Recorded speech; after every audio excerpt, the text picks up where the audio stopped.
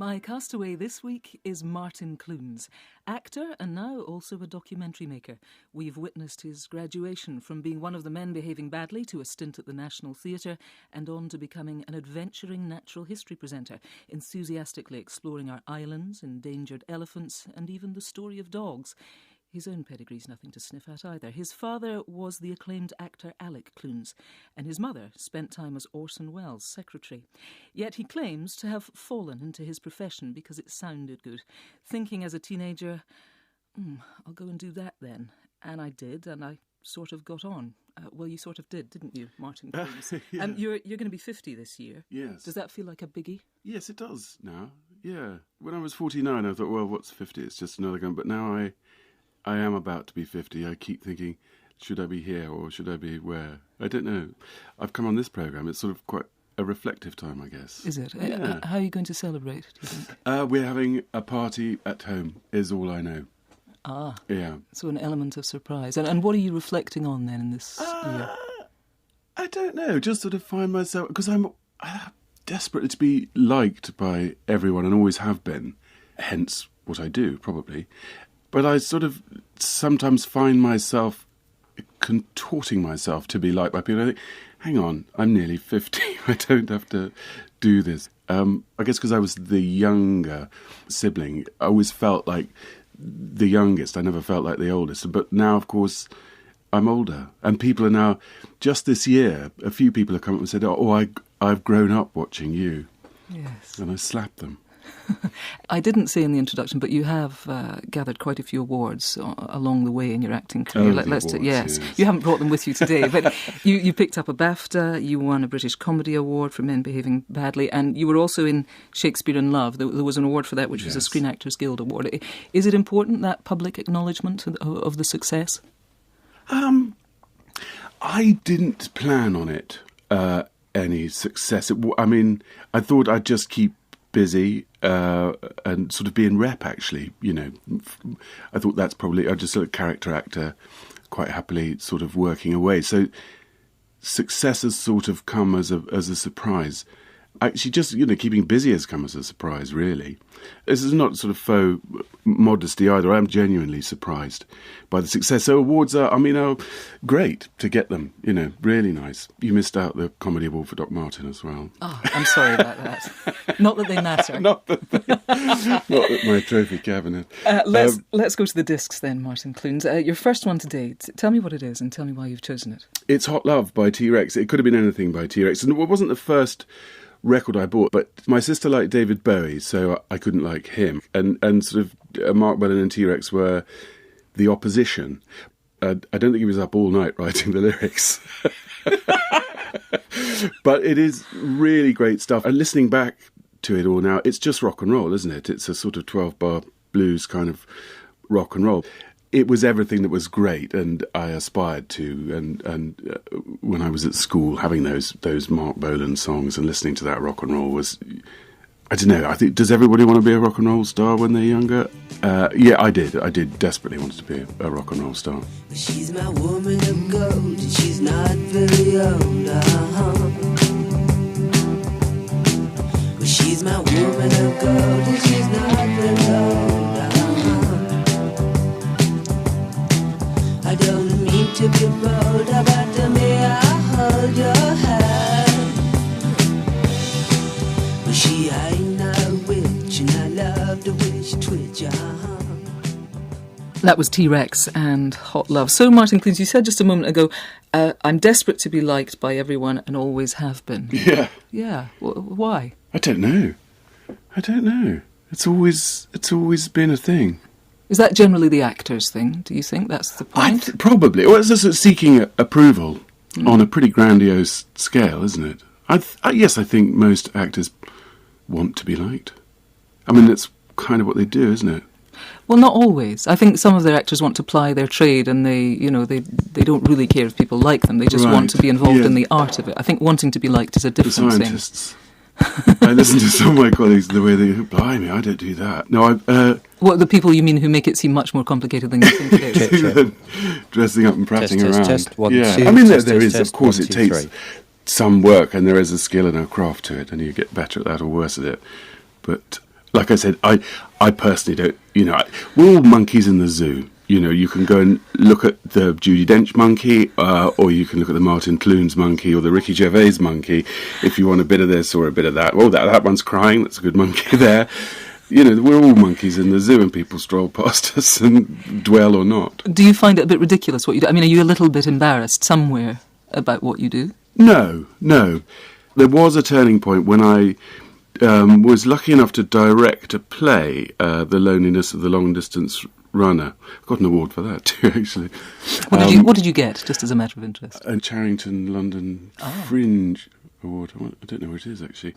But there's nothing wrong with just entertaining people. I don't, because it was a bit useless just sort of entertaining people, but it isn't actually. I think it is quite useful, and I like to be entertained, and people like to be distracted, maybe. Unusually, you straddle these two very different areas. It is mostly television right now. You do the acting, of course, which we've known you for a long time. And in more recent years, you've branched off into doing these documentaries about, the islands of Britain. You did a series on that.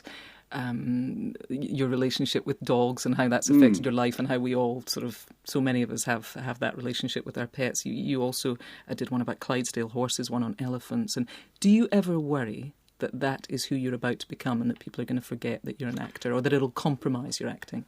That is.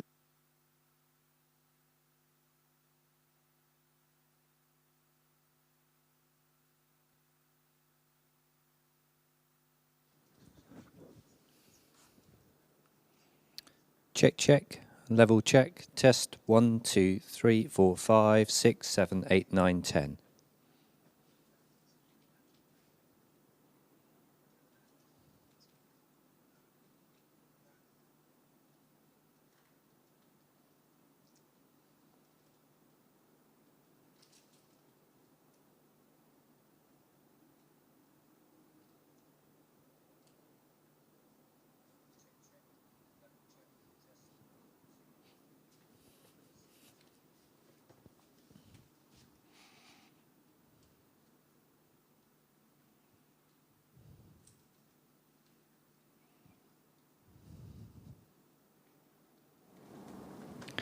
Test. 1, 2, 3, 4, 5, 6, 7.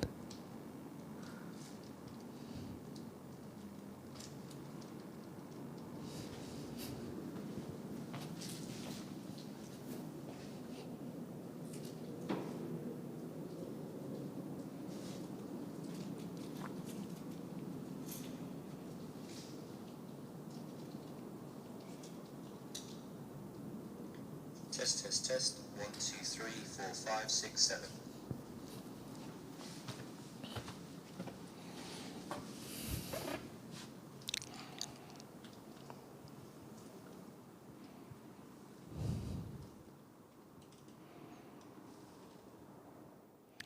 Mic check. Test 1, 2, 3. Mic check. Test 1, 2, 3. Mic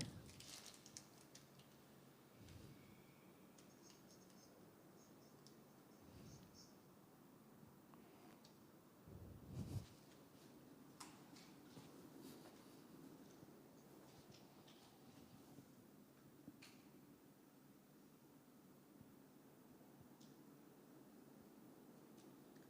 Mic check. Test 1.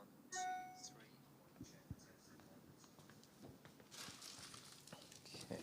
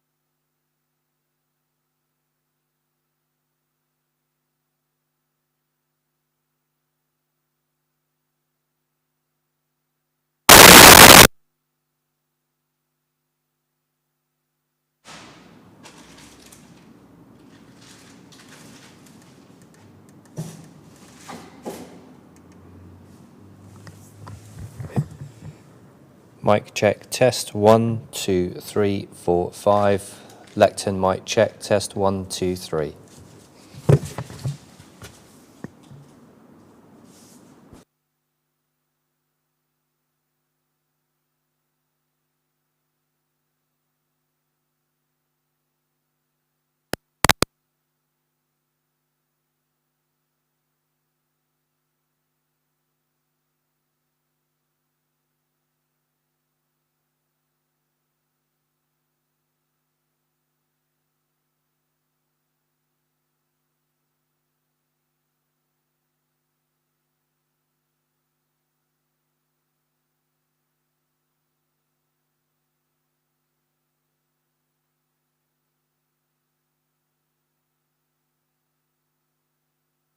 Is precisely the worry I have. Yes. Yes. I worry, and I worried when I first. Nina the Elephant that came about through my involvement with the Born Free Foundation, but the other ones, the islands and the dogs and the horses, it sort of just came out of personal interests, and it's not a good time to turn down a job in television. But I did worry that that would decrease my currency for what I consider my day job, which is the acting. You live on a small farm in Dorset now. You said that animals give you a great sense of belonging. Tell me more about that, because these documentaries, lots of them have been made about animals. What do animals feed in you? They feed lots of things. I think with the domestic animals, I just know my life is better because I share it with all these personalities. Driving back to Cornwall on a Sunday night to go for the week's filming, I go and cuddle Chester. He's our king. He's this great, big, huge, dinosaur-sized horse. I mean, I am a bunny hugger. I'm an unashamed bunny hugger. How I many find them animals do you have? 14 horses, 3 dogs, 2 cats, flock of sheep, 10 chickens. We got 4 more last week, and there's some cattle on the way. Do you give them all names? Not the ones we eat. Right. So you do eat them. That was what I was going to ask, because bunny huggers don't always eat the bunnies. I'm cool with that. I've taken some of our lambs to slaughter. I thought that was a duty I had. But no, I'm all right with that. I won't eat any of the horses or the dogs. There'll be many of our listeners who'll be happy to hear Yes. that. Right. Let's go to our second piece of music today. Tell me about this.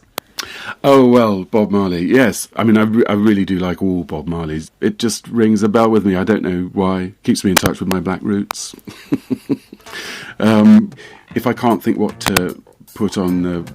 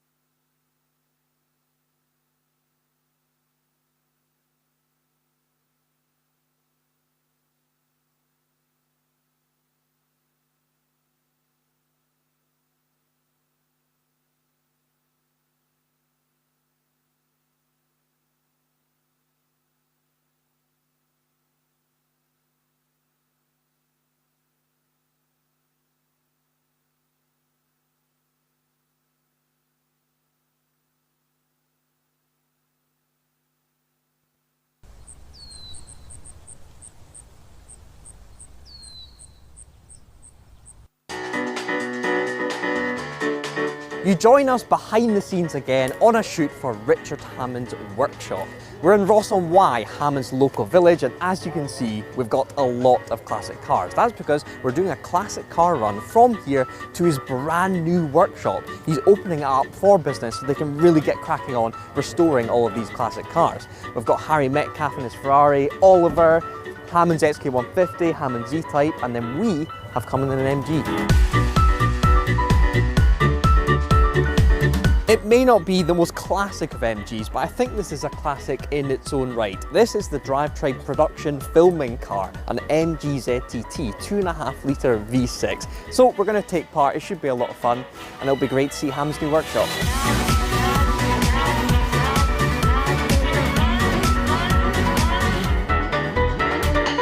Harry Metcalf, great to have you back on the channel. You've turned up in your stunning Ferrari. Well, Testarossa, yes, 1987 Testarossa. But you've come in this. What do you think of my ZTT? Well, I thought you might.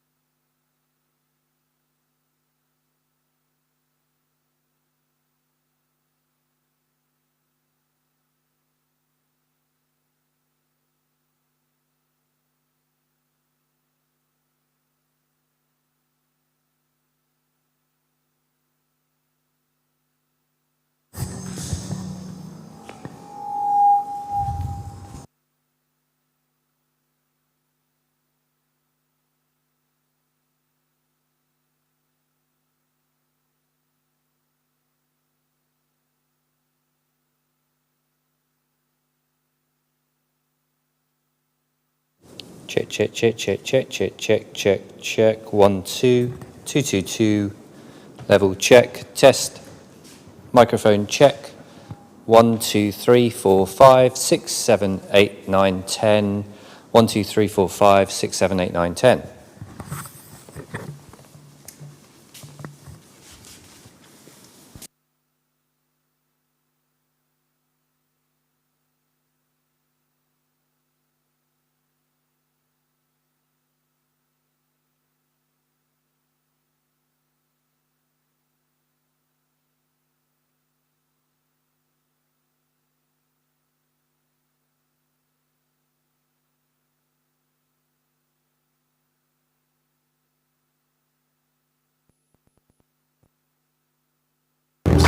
To make sure they capture all the different angles of all the different cars, and the edit will look nice and slick in the TV show.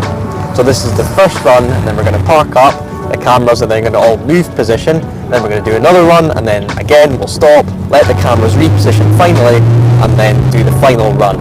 And then we'll head to the workshop. Now I'm really excited to see that, because we filmed a couple of times at the greenhouse's current place, which is a really nice quaint little garage, but for a full classic car restoration Leviathan that